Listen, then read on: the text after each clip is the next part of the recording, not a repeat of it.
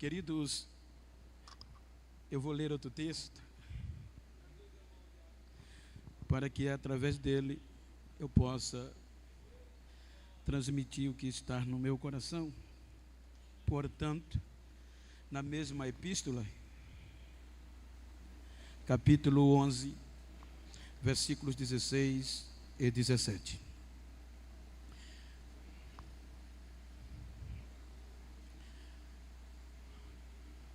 Paulo, escrevendo aos Romanos, nesta parte ele diz: e se as primícias são santas, também a massa o é. Se a raiz é santa, também os ramos o são. E se alguns dos ramos foram quebrados, e tu, sendo zambujeiro, foste enxertado em lugar deles, e feito participante da raiz e da seiva da oliveira. Amém? Queridos, tomando por base esse texto, eu gostaria de falar-lhes sobre incompatibilidade sanguínea. Pois quando Paulo escreve aos Romanos,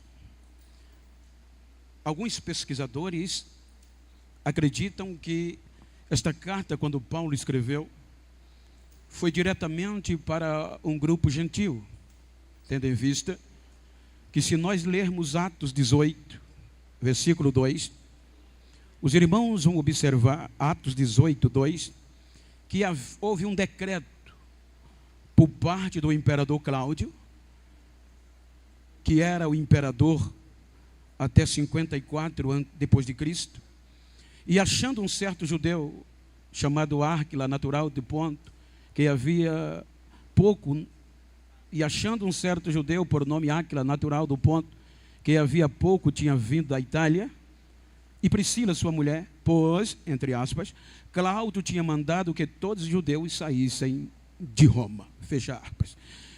Observem que, segundo os pesquisadores, dizem os estudiosos, que isto aconteceu no ano 49 depois de Cristo. Então, no ano 49, houve um decreto que todos os romanos, todos os judeus deixaram Roma, a capital do império. Então, isso implica dizer que os versáteis, os professores romanos, inclusive homens e mulheres como Áquila e Priscila, sendo judeus, deixaram Roma. E Roma tinha uma igreja que era perseguida. Agora, saindo os judeus, ficam os gentios. Os gentios agora estão sem o amparo judaico. E havia questionamentos de como suportar, de como continuar e de como permanecer em Deus. Então, Cláudio, ele governa até 54 depois de Cristo. E aí vem Nero, o último claudiano, da dinastia claudiana. Então, partindo disso, a carta é escrita por volta de 57 depois de Cristo. Isso implicava dizer que Nero já estava no império. Porém, estudiosos dizem que até aqui Nero ainda não tinha permitido a volta dos judeus. Daí, o pressuposto de que esta carta é escrita aos romanos, aos gentios. Então, quando Paulo escreve o primeiro capítulo, veja que ele vai enaltecer a fé destes irmãos, a ponto de dizer-lhes que o que eles estavam fazendo em Roma era conhecido no mundo todo. Depois, ele vai dizer o desejo de estar entre eles para pregar este evangelho. Tendo em vista, os irmãos sabem que o império já está dizendo, era impositivo. A escravidão era dura, a cobrança era pesada. E havia muitos escravos que haviam aceitado o evangelho. Então, como suportar? Então, Paulo vai dissertando, além de que a gente leu no oficial, que não era questão, foi a leitura oficial, ele traz um canto de vitória pela salvação, mas no capítulo 11, ele vai comparar a alegria para que os judeus não se vangloriassem, para que os judeus não desistissem, não ensoberbecessem, e ele vai mostrar de como a dinastia de Abraão fracassou, e de como fracassou no bom sentido, mas que Deus não ia desistir deles. O capítulo 10 de Romanos, ele abre isso aqui, dizendo que os judeus não teriam desculpa da gente ter entrado, tendo em vista que eles ouviram os profetas, eles tiveram a oportunidade de ouvir e não deram atenção. Por isso que ele diz, Isaías já havia profetizado. Quando eles não deram atenção a Deus, Deus disse, eu vou ser achado por um povo que não procura por mim, e por um povo que não chama pelo meu nome. Então, observem que ele vai entrar no capítulo 11, mostrando a questão da massa. Ele está dizendo que se pela desobediência de Israel é a nossa alegria e a nossa vitória em Cristo Jesus, imagina na reconciliação dele, como não vai ser para a ressurreição dos mortos. Então, ele vai fazer uma comparação da nossa entrada, dizendo que jamais podíamos desistir, porque a promessa está no sangue. É aí que ele vai usar a alegoria. A planta ele usa como alegoria. A raiz é a vida. A seiva é o líquido que leva nutriente para a vida dos ramos. Tudo está na seiva. Com base na alegoria, Deus, vida, Jesus, a seiva.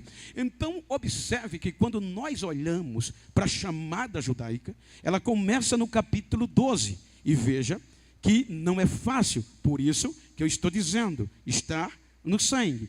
Quando você lê o capítulo 12, Deus faz uma promessa inusitada a Abraão, como projeto original que ia surgir para ser o único representante de Deus e anunciar as suas grandezas em toda a terra. Gênesis, veja que Gênesis começa com uma proposta. Gênesis 12, por favor. Gênesis 12 é um culto de ensino, obviamente. Ora, o Senhor disse a Abraão, sai da tua terra, da tua parentela e da casa do teu pai, para uma terra que eu te mostrarei. Então, veja que o versículo seguinte é motivacional. O versículo seguinte é estimulativo. Dentre o ponto do primeiro capítulo, primeiro versículo tem um ponto. O assunto foi proposta. Então, dentro da razão humana, a gente subentende que entre o versículo 1 e o versículo 2, houve questionamento. Não era comum Abraão, na sua época, no meio da idolatria, Deus pronunciar a alguém. Então, Abraão é um caso específico de Deus.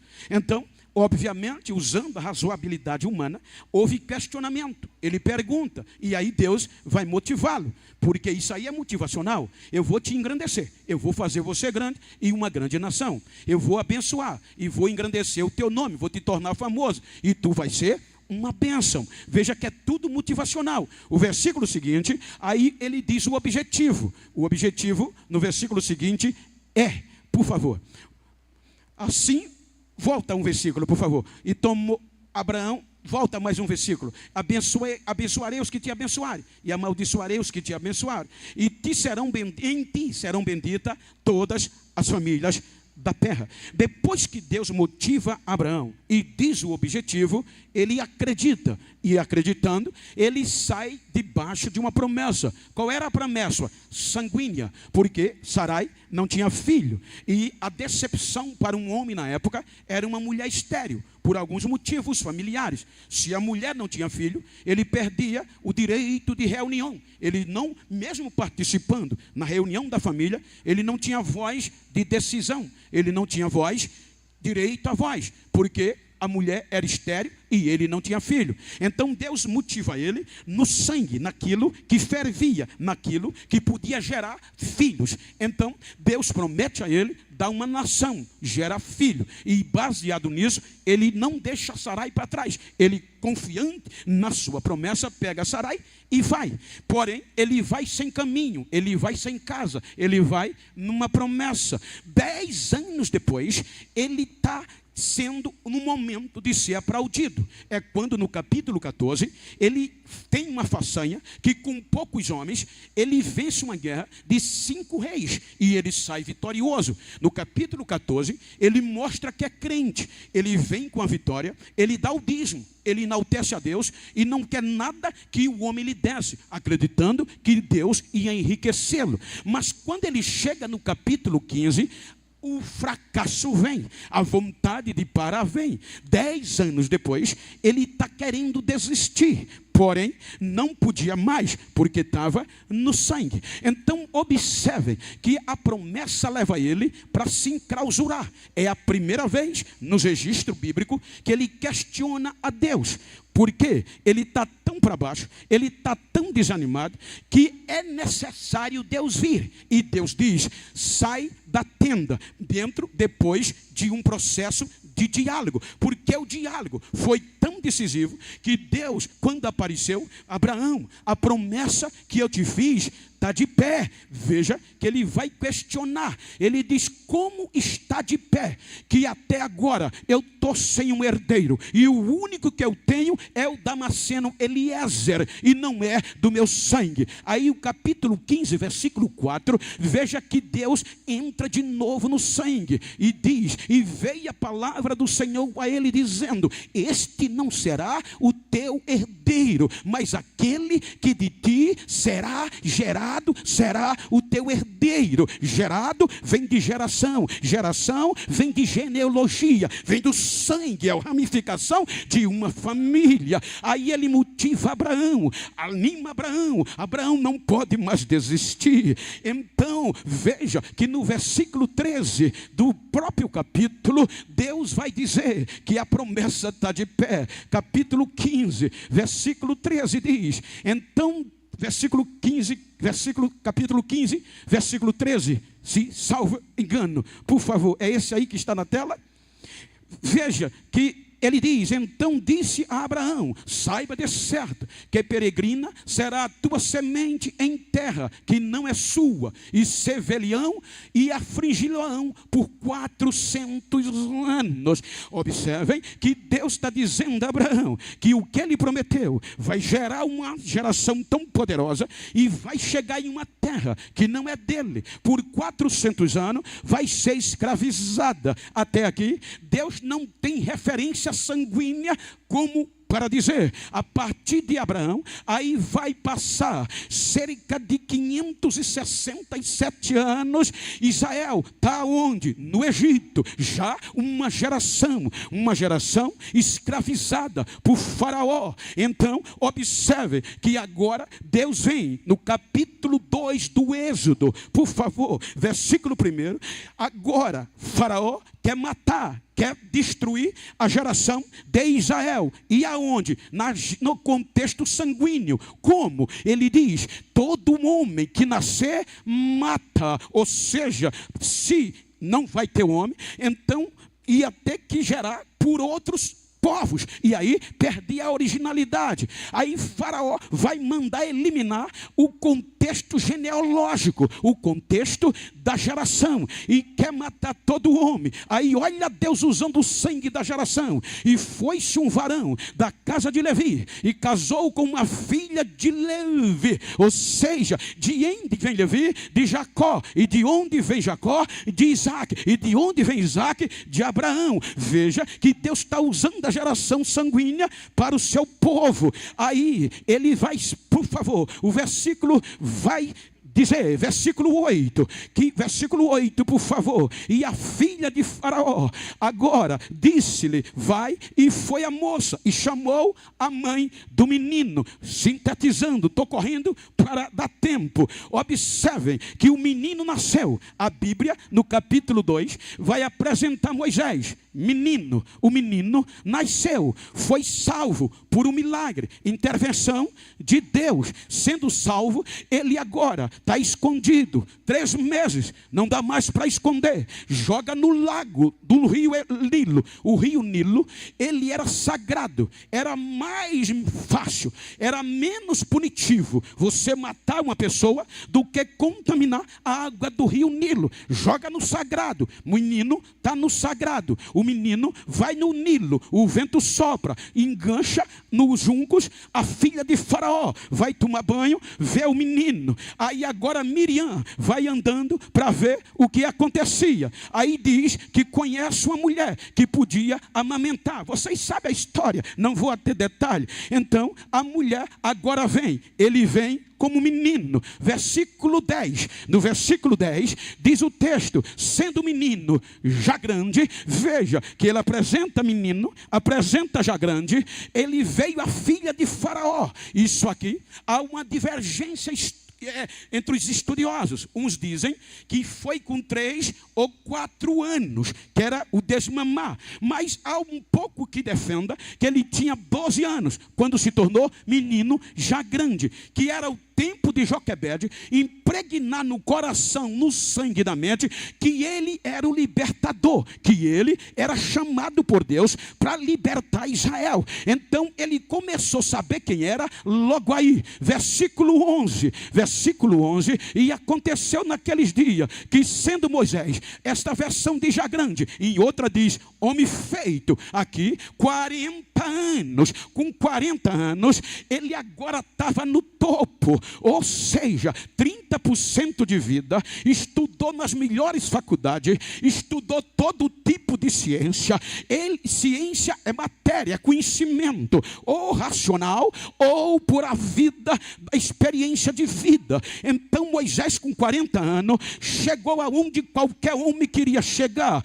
Atos dos Apóstolos 7:22, que aqui está escrito. Olha o que diz a Bíblia. A Bíblia diz: e Moisés foi instruído em toda a ciência dos egípcios, e era poderoso em suas palavras e obra. Então Moisés agora está top, preparado, sabendo ele, e isto é bíblico, que ele era o cara que ia libertar Israel das mãos dos egípcios. Êxodo vai dizer na continuidade do versículo 11, que quando ele está pronto, preparado, ele vai para o campo dos hebreus, seus irmãos, e vê um egípcio maltratando um hebreu, e o sangue ferve, porque a chamada estava no sangue.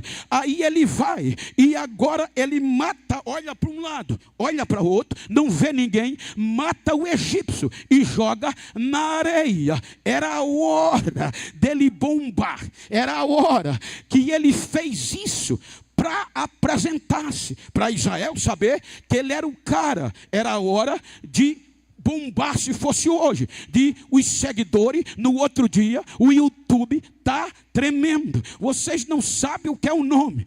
Muitas pessoas do mundo todo me ligando: Bento, qual é o dia que você vai estar nos Gideões?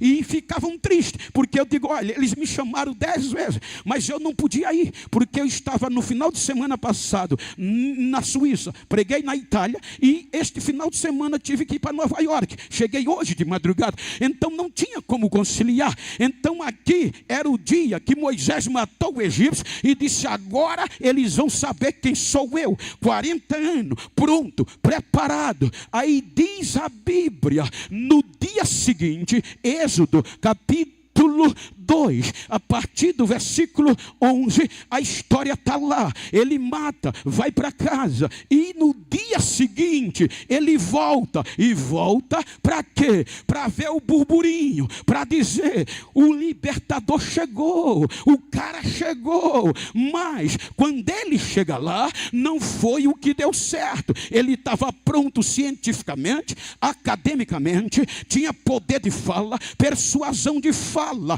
Aí você vê Atos 7, versículo 25 e 26. Alguém desconfia, alguém questiona de onde Estevão foi buscar isso, porque no Êxodo não está. E aconteceu naqueles dias, e ele cuidava, versículo 25, porque ele matou o egípcio, porque ele cuidava que seus irmãos entenderiam que Deus lhe havia de dar liberdade pela sua mão, mas eles não entenderam. Veja que ele sabia, ele matou o egípcio para dizer: a hora chegou, eu sou o cara, eu estou pronto. O intuito foi esse, mas os judeus não entenderam. Passa mais um versículo. No dia seguinte, eu vou ver qual é o comentário.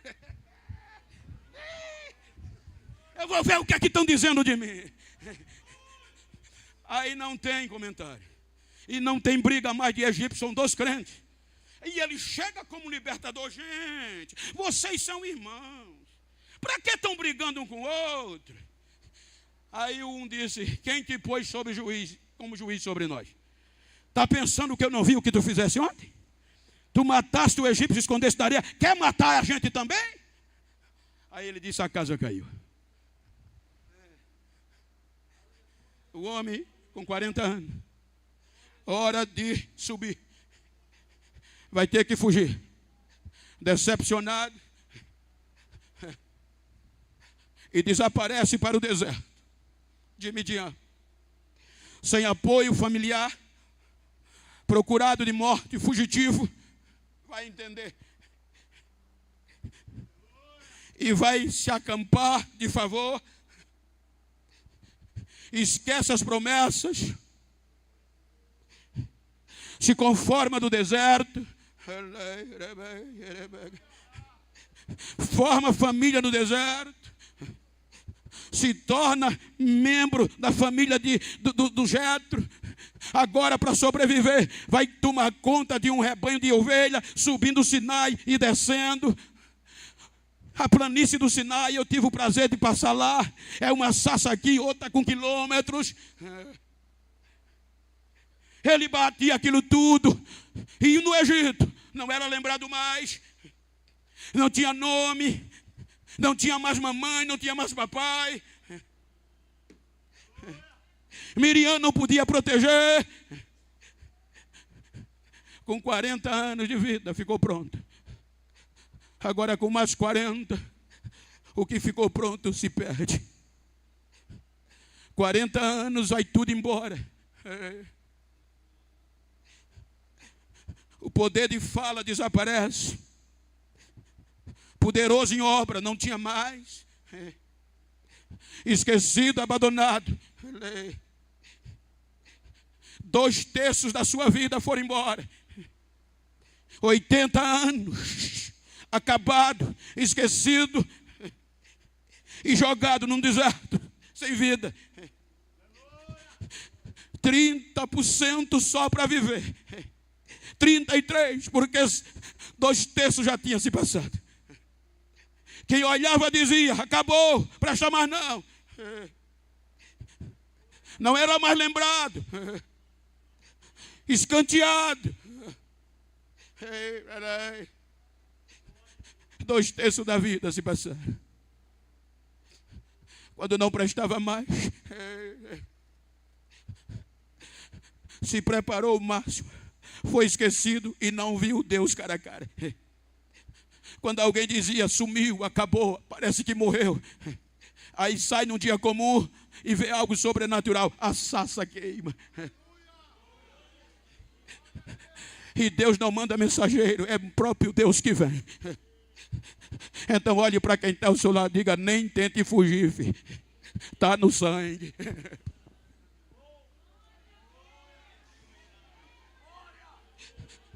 Eu vou ver o que é. Quando ele vai ver o que é, a sarça queimava e não se consumia. Quando ele se aproxima, a voz diz: tira a sandália dos teus pés, porque o lugar que tu estás é terra santa. Só Deus faz isso. Acabado, 2/3 da vida foram embora. Ei, companheiros, quem de nós já não pensou em desistir? Mas está no sangue, filho. Não dá para se esconder. Tem um hino que diz que por causa de um escolhido, ele escala a montanha, ele derruba a muralha, ele destrói a mentira, por causa de quem tem a chamada no sangue. Ele vai chamar Moisés, e olha o que diz Êxodo capítulo 3, versículo 10. Êxodo 3, versículo 10, aí diz que ele vem, e ele agora, veja o texto, vem agora, pois eu vou te enviar a Faraó para que tires o meu povo, os filhos de Israel, do Egito. Quando ninguém acreditava mais, quando nem Moisés esperava mais, já no fim da vida, ele vem e diz: agora você está pronto, agora eu vou usar, porque a glória é minha, não é do homem.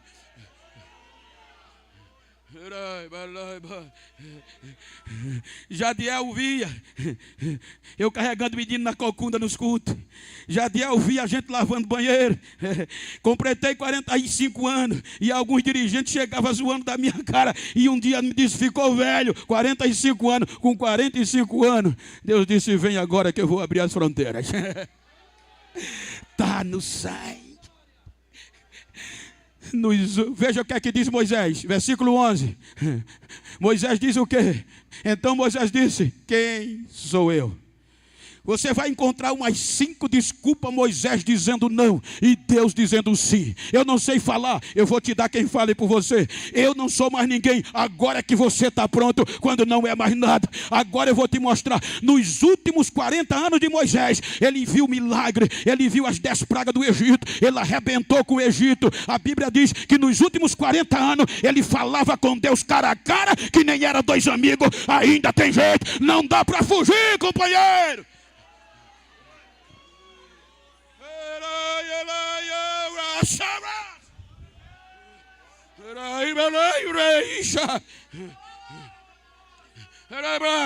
Diga, toque em quem está ao seu lado. Diga: dá para fugir, mas não, está no sangue.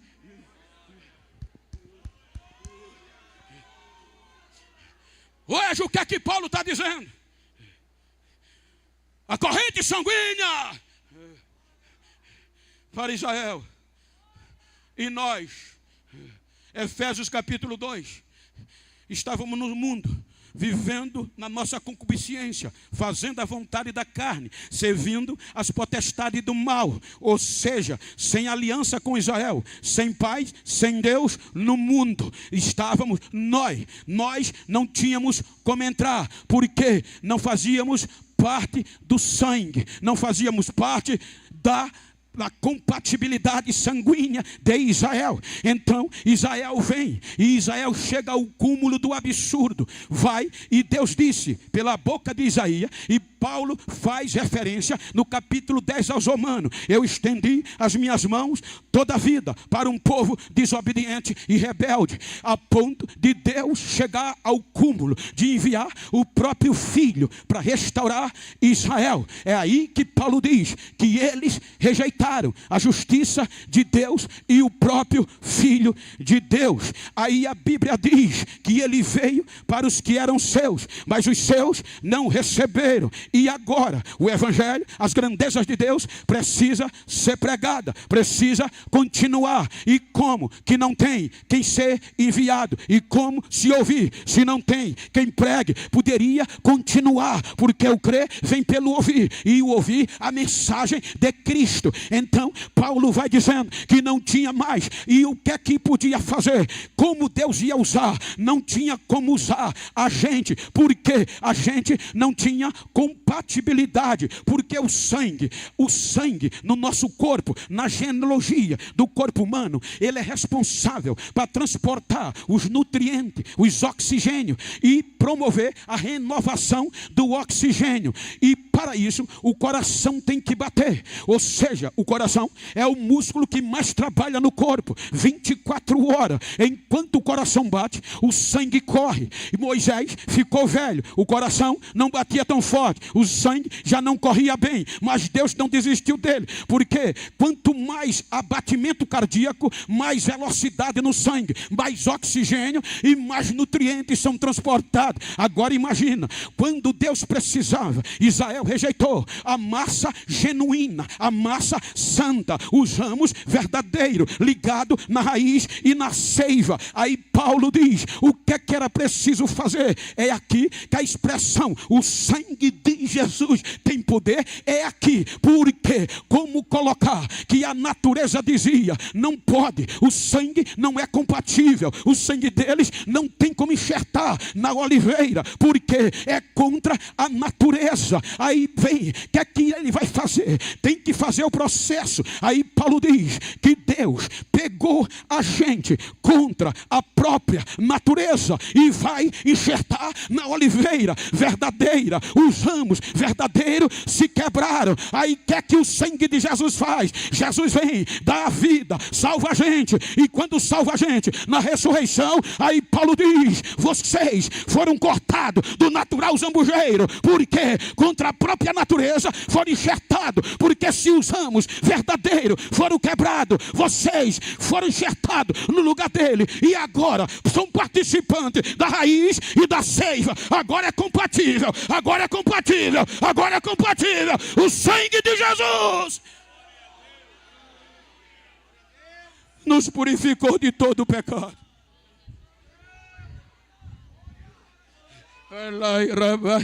Aí Paulo aos Efésios diz: agora, pela misericórdia de Deus, Ele ressuscitou vocês com Cristo Jesus, e agora, pela graça, vocês são salvos por meio da fé. Isto não vem de vós, é um presente de Deus. Vocês estavam longe, mas pela cruz chegaram perto. Agora não há mais diferença entre judeu e entre gentio, porque a cruz os uniu dois. Então bate na veia e diz: agora o sangue corre a ti. Está no sangue, está no sangue, está no sangue. Não dá mais para desistir.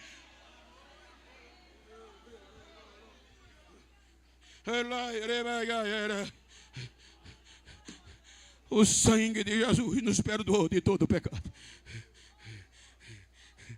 Aí contra a natureza, o zambujeiro bravo, a oliveira brava, era nós. No lugar dele. Você está entendendo, tá? Só isso aqui dá para a gente pular e correr e dar glória. É por isso que nem Satanás, nem o inferno, como eu li, nenhuma outra criatura pode nos afastar do amor de Deus que está em Cristo Jesus. Por que eu estou pregando isso? Porque hoje a gente está querendo desistir por qualquer coisa. Quer abrir mão da fé por qualquer coisa. Ouviu o que não queria, falou o que não queria. A coisa pior é desaparecer da igreja, ficar com raiva e endurecer o coração. Ei, filho, dá para correr mais não. Você pode ir para a profundeza, ele vai lá. Você subir para o céu, ele está lá. Olha para quem está ao teu lado só para chatear. Bate na veia e diz: dá para desistir mais não, filho. Está no sangue.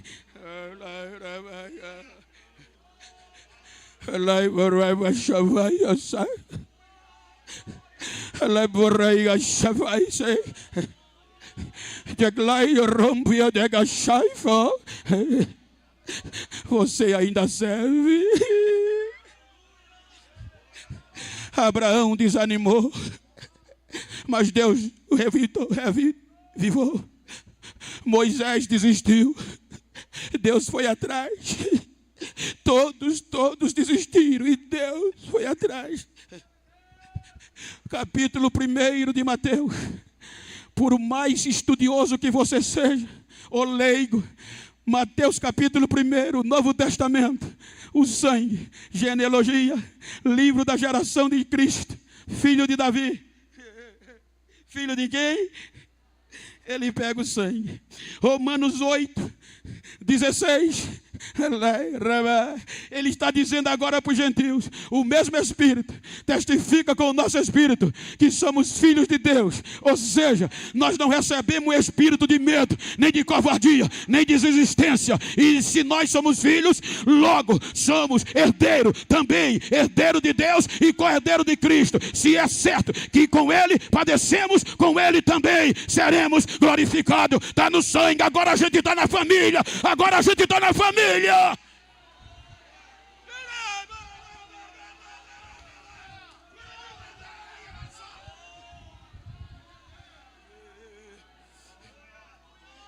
Fique de pé por um instante.